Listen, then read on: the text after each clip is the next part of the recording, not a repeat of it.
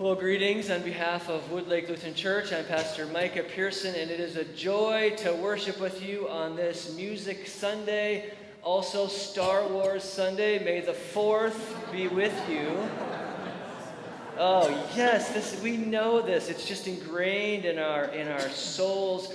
To start Music Sunday, I thought, what a good way to start other than music. So what I'm going to do is we're going to have our kids come forward. So if all you children or kids at heart, just come forward. I want you to sit right up front here. And you have a great spot. You can look out.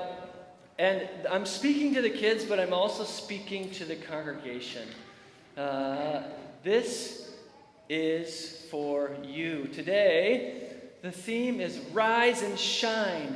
And I need some help with this. When I say rise, I want you to stand up and lift your arms into the air. Can everyone do this with me when I say rise? And then when I say shine, I want you to shine your hands like fireworks. Okay? Got that? It's going to be a song. You're familiar with it. Pastor Neil sang it on Easter, so he's familiar. I might ask you to do a solo. It's happening, he said. Perfect.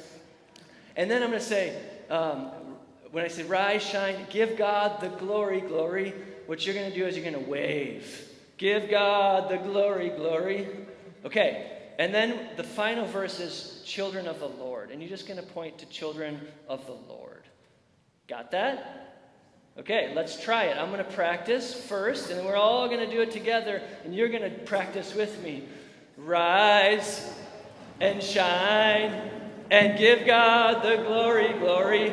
Rise and shine and give God the glory, glory. Rise and shine and give God the glory, glory. Children of the Lord.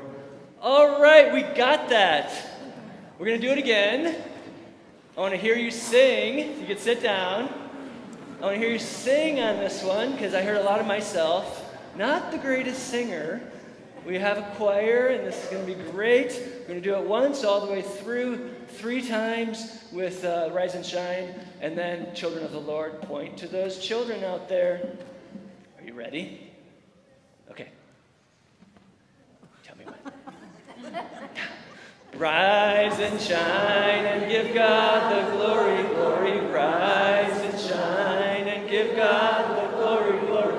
Rise and shine and give God the glory, glory. Children of the Lord.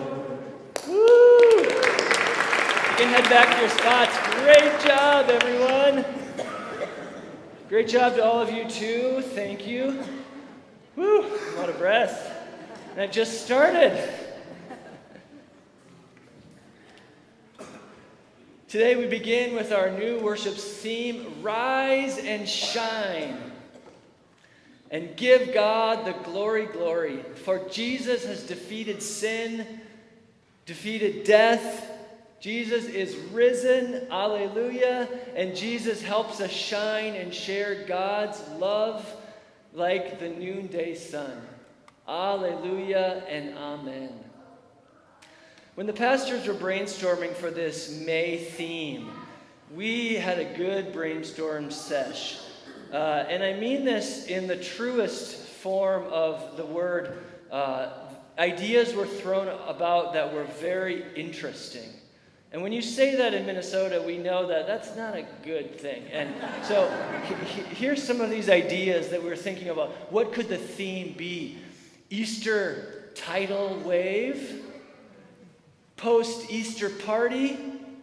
Bread, wine, Jesus? 50 days of Easter? Fun? Interesting, right? Now, I'm not going to share who those ideas came from, mainly me. I was just throwing out these ideas, but we landed upon Rise and Shine. And we thought, this can work. Because what else does Jesus do rather than rise from the dead and shine in our lives this Easter season? Today we're going to talk specifically about how Jesus shines the light of life and love in our hearts, as well as in our community and in our churches. What a gift that is for us today. To start, I want to give a little preface of where we are in the Bible. Today I'm focusing particularly on John 21, which is the last chapter in the Gospel of John. It's really the conclusion of the Gospel. And what do you typically find in a conclusion? Who are my writers out there? What is the purpose of a conclusion? It's a summary. Of course, a chance to reiterate your most important point. Now that is key. Hold on to that. And what do we do? What do we find the disciples in this conclusion of the Gospel of John today? They are doing what? You heard it. Shout it out. I love participation. Oh, yes. They're fishing. Who's going on fishing opener? Fishing. We do this. This is part of our culture. We fish. We know this detail. Which is fitting, really, because they are doing exactly the same thing that they were doing when Jesus first found them. I love this little detail. The disciples start their journey with Jesus fishing, and they end their journey with Jesus fishing. Is that a coincidence? I don't think so.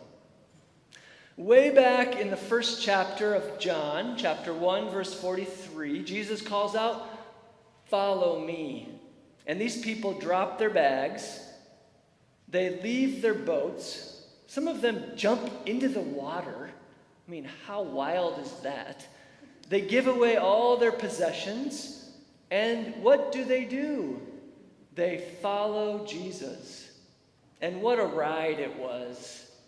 The disciples witnessed miracles. They lived with Jesus. They prayed with Jesus.